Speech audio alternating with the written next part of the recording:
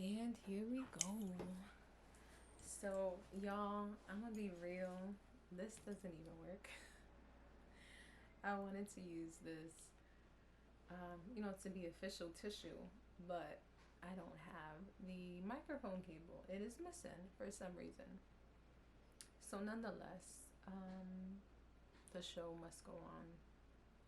So, I felt this. I'm gonna still use it because I don't care. So, I just felt this huge urge to just record something. Like I felt this big push. And here I am. I've been wanting to record a podcast for a very long time. Just based off the fact that I feel like I have a lot of wisdom from my experiences. And I just want to share it. That's really the bottom line. That's like as cut, clear, dry as I can get. I've been through a lot of things within my life. And I'm on a path of becoming my highest self and stepping into my power. And I feel like part of my duty is just sharing what I've learned and how I've overcome the things that I've experienced and how I'm becoming a better person. Because I think the best way to inspire people is to share your journey, to share it because there's people that need to hear it. There's people that need to hear your words. There's people that need to hear your wisdom. There's people that need to hear your story. So here I am. Here I am. So I have no idea what I'm going to talk about, to be honest. I'm about to get real comfortable. I'm literally holding this for no reason at that, but it's alright. Um, hmm. You know what? I really like the idea that I don't know what I'm going to talk about because then you know that it's legit and it's authentic. So I'm just going to start with a background on me.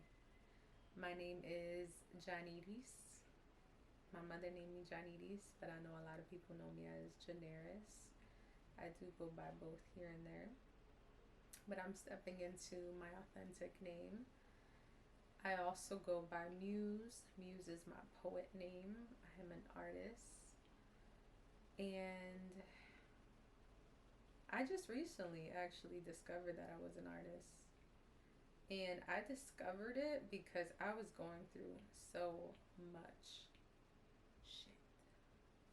I probably shouldn't curse, but I was going through a lot, y'all. And I mean, just to kind of briefly go over my story. I was in the military for 5 years. I worked as a military police officer and military police investigator. I was overseas in Korea and in Germany. Korea for 2 years, Germany for 3 years. I also worked as a physical security assistant. And while in the military, I got married very young at the age of 21. And my marriage lasted about 2 years. um, it was a very naive decision, but I was in a culture where that was very common. And no one blinks an eye. Like, you get out of high school and you're married. That's normal. So my marriage lasted 2 years. It was not a healthy relationship whatsoever. And as I was getting out of the military, because I was being medically retired out for injuries that I had sustained while in the service, um, the military culture was very toxic. Very, very toxic. You definitely didn't feel like you mattered or you valued or you were of value. And I think, especially as a woman, like women have such different military experiences than men because you constantly have to prove yourself in a male dominated culture that automatically sees you as inferior, whether they speak on it or not. There are many times that women are preyed on because they're women. There are many times that people abuse their power in order to sleep with these women. There are many times that you are treated like crap if you are injured. For me personally, I was experiencing a lot of pain in my body. I was very fit. I was a very fit person. I was very into fitness. I mean, I would work out twice a day. I wanted to compete in a bikini bodybuilding show. So I loved fitness. It was my life. I was like that very rigid, super strict, like meal prepping, only one cheat meal a week kind of girl. And I worked shift work as a military police officer, but I still made time for the gym. I would wake up in the morning at 6 in the morning, go to the gym. I would then go to school. I did college online to get my associates. I would go to work from like, I don't remember the shifts, but I want to say like 12 to 10. And then I would get off of work and I would go to the gym to do 30 minutes of cardio. So I was very strict on myself. I had that militant mindset of being very rigid and being very routined, which I don't necessarily think is a complete bad thing. I think structure is good. But going to the gym, wow, I just went all over the place. Let me reel it back in. So, yeah, I was being medically retired because the combat training was a lot on my body. Like, on top of being very active, I was bearing a lot of weight that is not natural for women. Like, we're just gonna be real. Men and women have very different bodies, and there is no difference in the amount of weight that you carry within the military. So you could be ruck marching 12 miles with 50 pounds as a like 5 foot, 110 pound woman, and there's a man who's twice your size and 6 feet carrying the same amount of weight. You tell me who that's going to impact the most. So, a lot of women, I'm not going to even say women because almost all soldiers get out of the military with injuries. I can almost guarantee you that 99% of soldiers who exit the military exit with some type of injury because our bodies are literally being used and abused in ways that are not natural, in ways that cause a lot of stress to the body, in ways that are really detrimental to our health. And unfortunately, that's what we sign up for. But when you're young and naive, you don't understand because you really don't know what your military experience will be like until you have your military experience. So let's just be real. And I started receiving a lot of pain within my hip that would not go away. Like to the point I would walk and I would have pain in my hip. And my back was killing me. I was getting sciatica. I am 21 years old and I'm having trouble literally just turning myself over in bed because I'm in so much pain. There were times where my body would just go through like spasms and I couldn't move from the pain. I remember being in the car and my entire body was just like, it felt like inflamed. Like, I felt like I couldn't breathe. I mean, my body was just reacting to the amount of stress that it was under. And it was like, it couldn't take it anymore. Because you can only do so much to your body. I'm a 5'6" woman who ranges from 130 to 140 pounds. So my body went through a lot. And when I really took the initiative to take care of my body, I had to advocate for myself. And I was getting treated like I was, for lack of better words, I'm gonna try to bleep this out, but a SIH, yeah, I can't even spell, SISHIT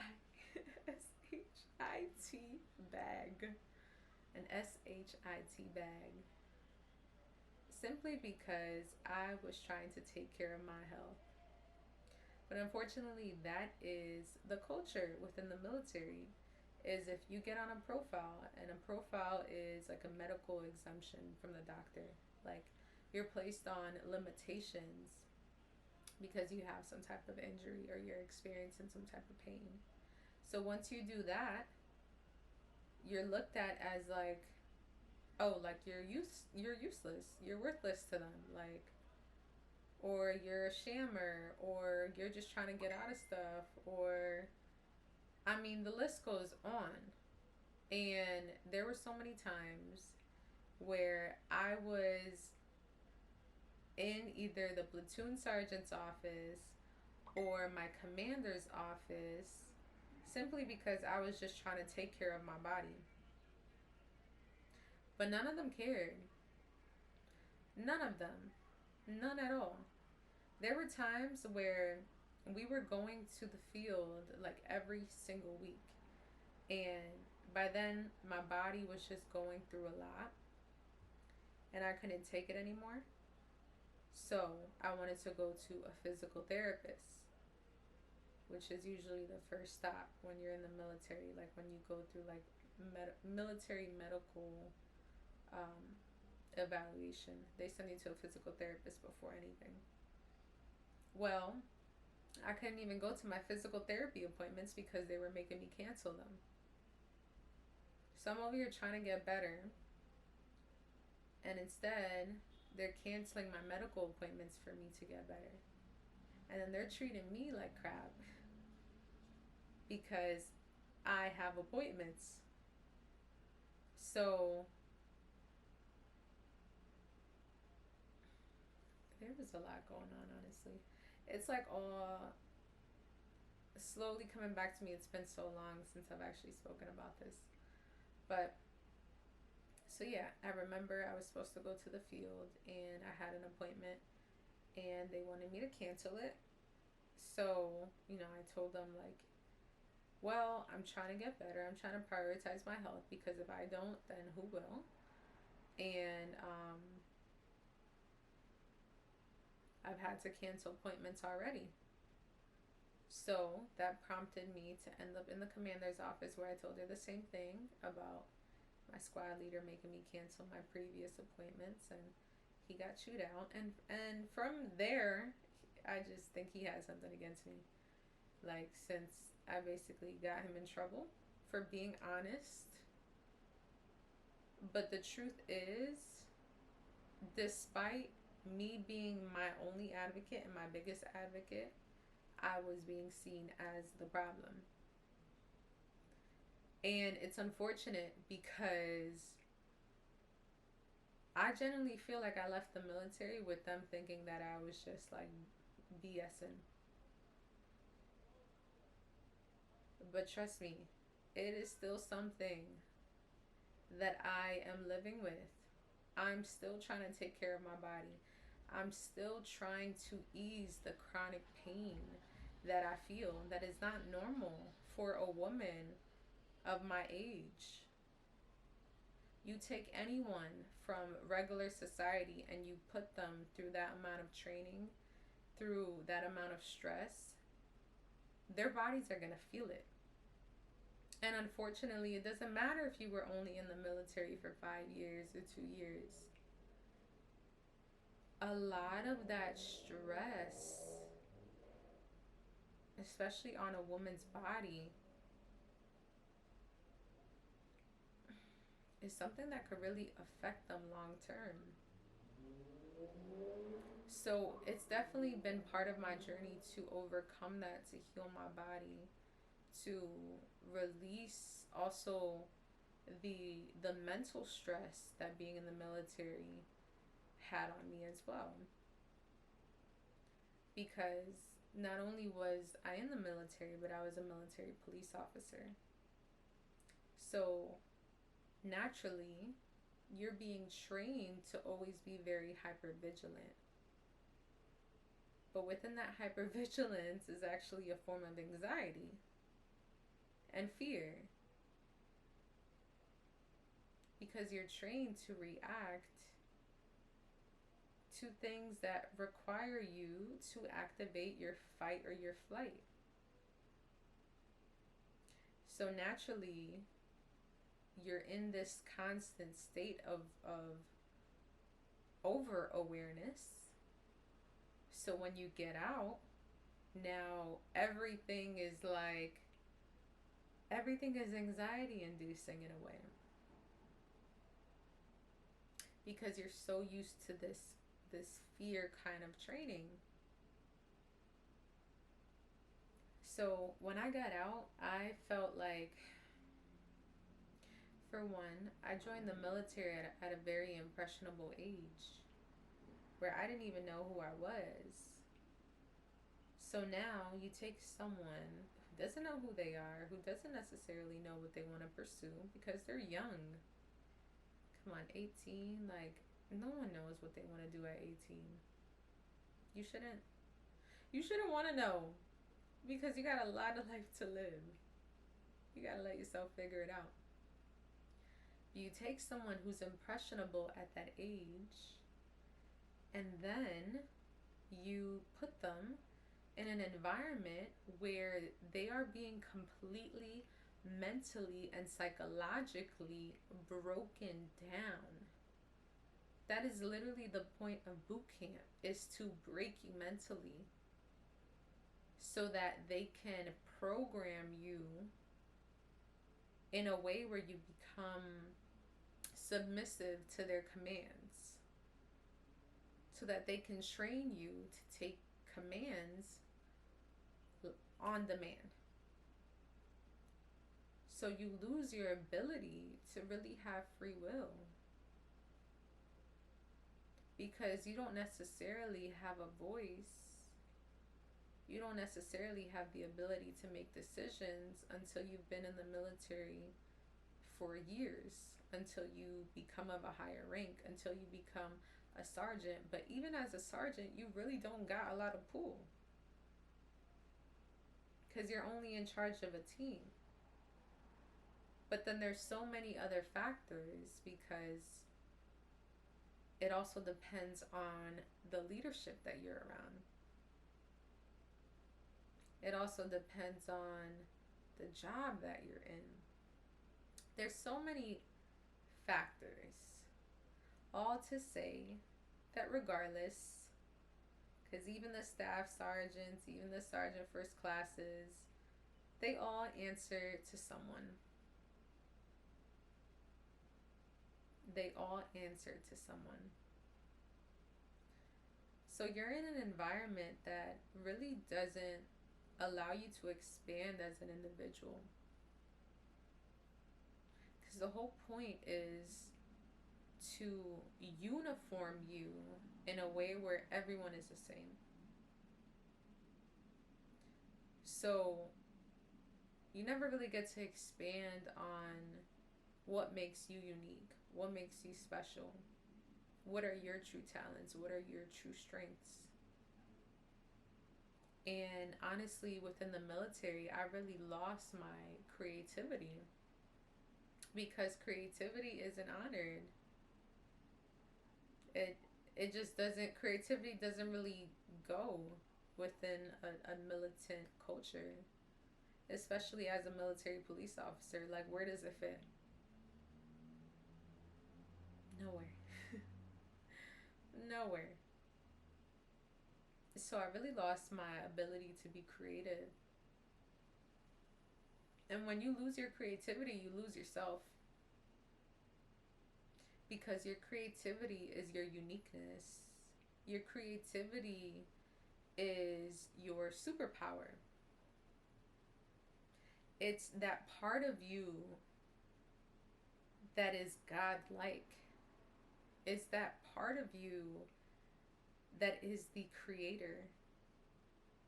And when you lose your ability to be a creator, you lose your ability to create your own life,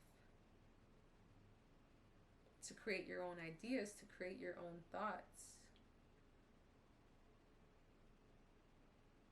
And therefore you lose your identity. And that's really what the military experience is like, is losing your identity to become someone else. Someone that isn't your most authentic self.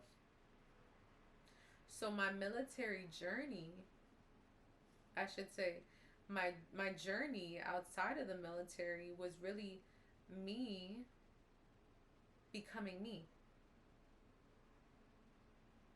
My journey to my own authenticity. My journey to understand who I was as a woman. My journey to understanding what what were the creative outlets that I was good at. What did I like? What did I want to do? Who did I want to become? What did I want to pursue? And I had been in the military for 5 years, and when you've been doing something that you're being told to do for so long, you get out and you're like, well, what am I supposed to do now? Like, because the military really breeds this idea that if that you're successful if you get out of the service and you get a contractor job working for the government as a civilian, and you get a house and you have kids and you have a government job, and it's like, no, F that. I'm sorry. I don't want to be traditional. That's not the life I want to live. That's not me at my core. I don't want to be placed in this box of what success looks like. There's so much more to me. I wasn't born to be placed in boxes. I wasn't born to get comfortable in a box. And a lot of my journey has been stepping out of those boxes and awakening to the fact that I don't need to be in them, and you don't need to be in them either. And that's what this life is really about, is going through BS so that you can understand at a deeper level who you are and who you're meant to be, or who you would like to become. It's all about understanding who you are when you are your most authentic self. And what's beautiful is that you don't even gotta look for it. You don't gotta go down a journey. I know we call it a journey, but it's not a journey. It's just you being you. That's it. You just gotta be yourself. Be yourself and do what you like. And the more I do what I like, the more I find out who I am. Because I allow myself to just be. And just being was something that I could never really be in the military, when you have to be a certain way and you have to do what you're told, and you have all this structure, and you're taking all these commands. But it's like, now I can really be myself. I can be who it is that I want to be simply by just being. I don't need to listen to others. So it's been so important for my growth and my expansion for me to simply be creative. For me to just go down all these creative outlets so I could tap into who I am at my core and what I love to do. So I've been writing poetry. I've been painting. I've been connecting with, well, I'm part of an indigenous community now called Taino Woods, which they've helped me so much throughout my journey, and I appreciate them so much.